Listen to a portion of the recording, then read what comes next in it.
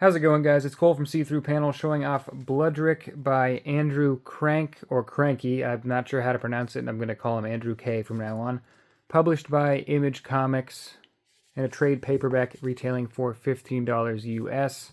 Before we get too deep into it, I'm not going to be spoiling too much. It is a very short book with 3 issues in it and a couple of short stories. I'm not going to really go deep on it, but I am going to flip through a lot of it, and it's really the visual stuff that matters in this book. The story is not to say it's shallow, but it's very visually focused and visually defined, if that makes any sense. So really, the art is what's going to give you the story, and if you're worried about being spoiled, just simply looking at this thing probably will do so.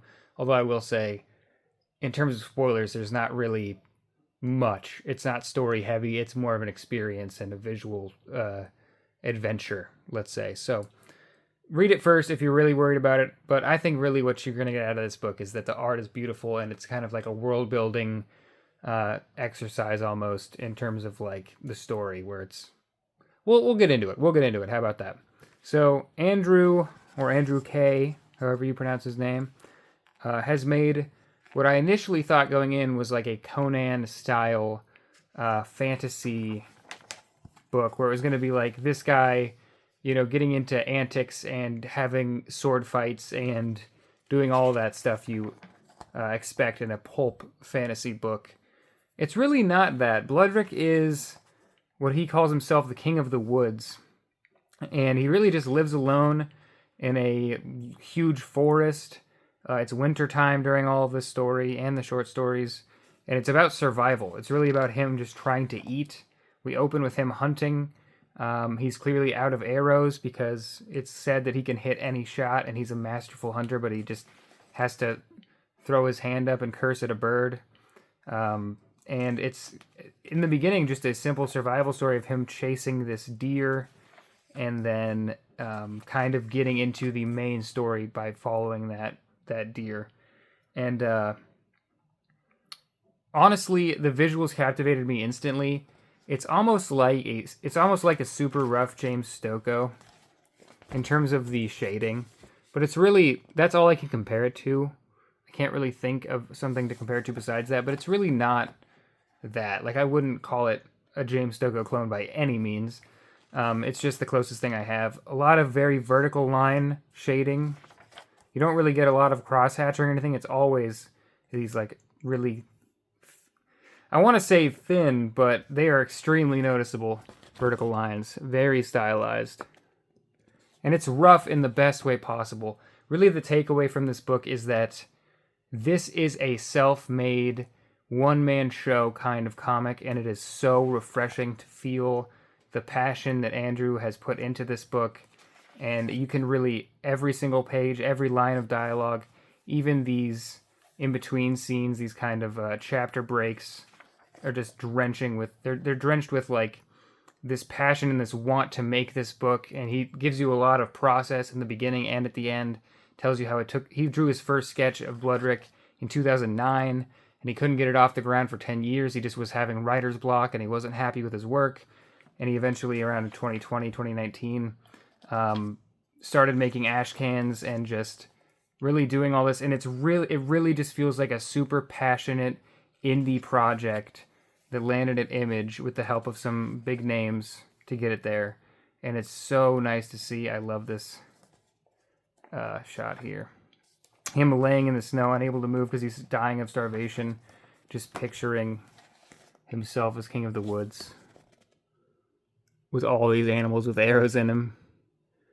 And it's, yeah, there's an element of comedy because Bloodrik he seems to be pretty clever and very skilled and very competent at survival, but he does seem like a big dumb brute, and it's really funny in parts. The very few lines of dialogue that he has really show that he is just a barbarian-esque figure.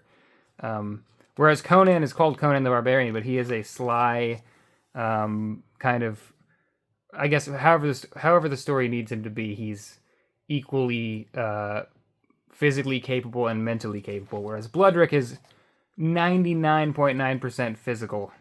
I don't imagine him doing any puzzles or mental chess to get out of any situations. He's mostly just going to punch his way out or slash his way out. Let's get moving through the... Oh, well, there's some actually... Then about halfway through, issue 2-ish, we get some of the fantasy elements. And that's where... Because at first I thought, is this just a survival book with no actual fantasy elements? And I was kind of excited, but I was relieved to see those come into play because I'm just a huge fan of fantasy. This was a really interesting visual choice. Him imagining all these animals with this dotted white line, and it's always at the neckline of each animal. I imagine that's some form of him visualizing, like, killing them and eating them. I have to imagine, because it's kind of similar to the other one with all the arrows in them, but this time it's just dotted lines across the neck. And then, as you can see from the art, we get into a bit of a different situation that's a lot more Conan cult witchcraft kind of thing. And honestly, the story in this book is not deep. It's very surface level, but it's really well made. It doesn't take itself too seriously. I didn't see any like weird first time writer stuff that I didn't lose the plot at any point. I didn't like wonder why characters were making certain decisions. To be fair, there's not a lot of that that's even possible in this kind of story. But I thought it was just really well executed. The main story is really simple, and I think you may be on the fence whether Andrew's like a great writer. And I think it actually shows that he is a very competent writer and has a lot of chops, just in terms of story structure. But the short stories, I think, are super well done. Have they're little vignettes that tell a little tale about Bloodrik from another character's point of view, a completely unrelated character that we've never met before. And it's really, really fun. Those are definitely the highlight of the book for me. The first short story is about Bloodrik standing all day as he's trying to kill this bird. It walks behind a tree. So he trains his bow at the tree and waits the entirety of the day with the string pulled back. His arms... There's a visual representation of his arms on fire and melting from the pain. And all these animals come by him, but he doesn't want those. He wants the bird. He's dead set now on this mission. He just lets them all go by, easy targets, and waits for the bird to come out. Second story is about him eating some fruit with maggots in it, and because he's not very bright and he's hungry all the time. Pretty much all of these have... Actually, wait. Yeah, every single story, every short story and the main story are basically all come down to Bloodrik is hungry, and he's going to do some insane stuff to eat. And so he eats the fruit with the maggots, gets drugged and kind of drunk, one or the other or both, and has this crazy trip, and wakes up on the ground later with really insane visuals. Some of these pages are super simple, but then you have pages like this that are just ridiculously detailed. Almost like cover-worthy. And the last story is about him trying to catch a fish, but this bird caws right when he throws the spear, and so he tries to kill the bird. There's a little x-ray shot of him punching a tree because he's mad. He really wants to kill the bird, and in his hunt to chase the bird down, beautiful landscape. I love a good fantasy landscape.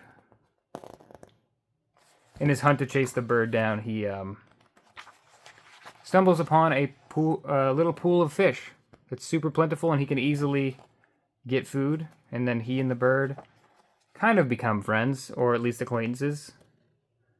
And he learns a thing or two about hunting. There is one super minor thing that I caught during this, and I want to point it out because it's the most minor thing ever, and there's probably a decent reason as to why it's done the way it's done. But I thought it was interesting. So he's chasing this light that's up on this mountain. He sees this dragon, which is a figment of his imagination, because he's starving to death. Or he thinks it is, at least. I won't say. And it goes into a light in a mountain. So he follows it up, and he's imagining what the light could be. And it says, was the light a torch, a campfire, or the fires of a village? And it shows all these. And I just think storytelling-wise, why not push these panels to the side here and put Was the light a torch, a campfire, or the fires of the village? It's just kind of a little thing to guide the eye and connect these things to those lines. Because the way it reads vertically, you see all these things, 3 things linked, and you haven't read anything yet, and you're like, that's interesting. I mean, some people might say, oh, that's what he's imagining the fire to be, but not everyone would say that. And I just think it's interesting, and I think it's something that I don't want to make this sound insulting. I think it's something that a very experienced storyteller would be to structure that slightly differently.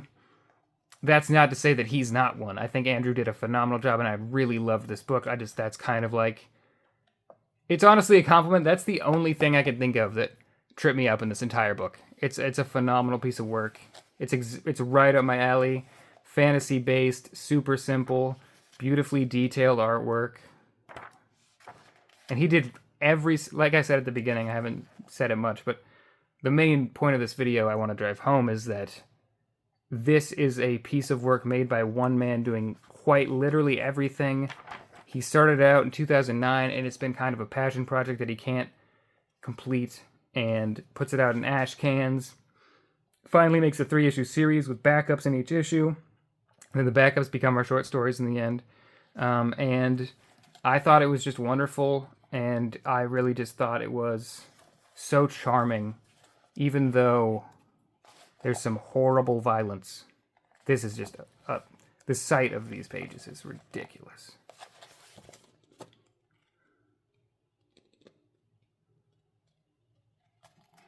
I love Angry Bloodrik there. There's definitely a comedy element with how simple everything is in Bloodrik's view of just kill, eat, kill, eat, kill, eat. And it's pretty awesome. I would love to see more of this character in this world. I think it's really charming, as I've said. I don't know any other word for it. It's just super compelling in the sense that it's really easy to get into. It's so simple, and it's so enjoyable and fun. And there is hyperviolence, which I'm a fan of. I think some people would not say that those things all go together when you add in hyperviolence, but I think they do. And there's not a lot of it. It's just this one page, and it's done so visually spectacularly. Like, what? I love this goat in the back. Just watching all this happen.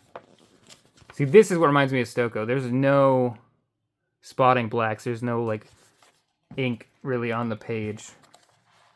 I mean, there's ink on the page, but there's no, large portions of ink. Besides the chapter breaks where you have our narrator, who's a blacksmith.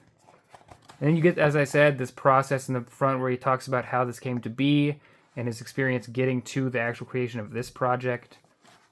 And then in the end, you get, a lot of process shots. This is gorgeous. From thumbnail to rough pencils to, finishes and colors and all that. How the logo was designed. Between every short story, you get, I'll show you here, a cover that was not used. So this is the original cover to issue 3. This is the original cover to issue 2. And it's really just, it's a complete package. Original cover to issue 1. And then he even tells you, like, the background of why the short stories are made. And he thinks he wanted to get some more practice as a writer, and it was really nice to be able to stretch his muscles a little bit, process drawings and all the characters from the short stories. The original sketch from 2009 that created this character. And just, yeah.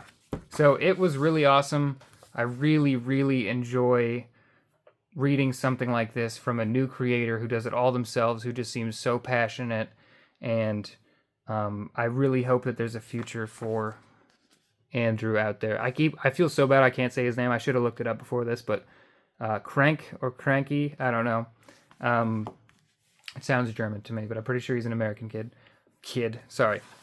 He's older than me. I say kid because I saw this. It has a picture of him, Christmas 1994, with some Prophet fan art on his wall that he had drawn. And yeah, that was really endearing. And an Image Comics t-shirt. That's full circle. I didn't even notice that. Anyway, I really hope that he's got a future in the wider industry doing whatever he wants to do. I really hope this book sold because it's just really fun. And I would love to get more from him. So I hope he can make a decent living doing this so we can keep getting more and more of it. But let me know what you guys thought of this, or if you've seen any of his work before, because I don't know if he's ever done work that I've ever seen. I would like to find more, but I kind of get the feeling this is his first professional work in his career. So let me know how you guys enjoyed it. Thanks a lot for watching, guys. Peace.